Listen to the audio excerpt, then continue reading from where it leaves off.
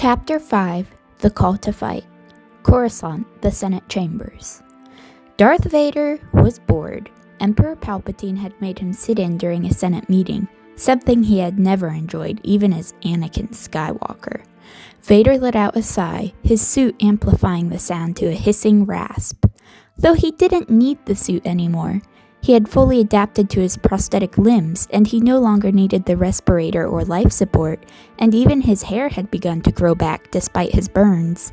He still wore it as a reminder that he had left Anakin Skywalker behind. The Chancellor had found him moments after Obi-Wan left, and the medical droids had managed to save most of his flesh, more than they would have otherwise. As the meeting and Bail Organa's speech came to a close, the room suddenly plunged into darkness. Vader sat up and leaned forward expectantly as the hologram of a familiar cloaked figure came into view. Large enough to dominate the center of the chamber, the angel's hooded figure flickered briefly before the image stabilized. People of the Empire, senators, citizens, and even the Emperor, many of you have wondered who I am beneath my cloak and disguises, and why I stand against what was once the Republic. The woman paused, giving the murmurs time to die down. The truth is, I stand against the Empire, not the remnant of the Republic. In fact, you may have once known me as one of the strongest voices in the Republic. Vader frowned underneath his mask. The way she spoke reminded him of someone.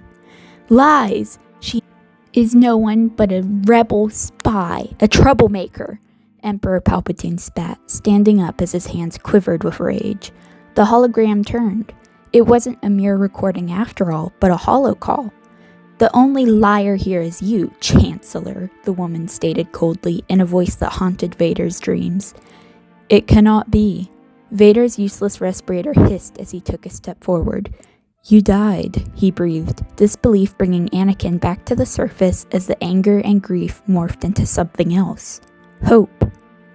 The angel paused and seemed to fix her gaze on him for a moment. Then she turned back to the crowd. With a single, concise movement, she reached up to her neck and pulled. Her cloak and gloves fluttered to the ground, leaving her face exposed and revealing her red and blue battle dress as her long braid tumbled down her back.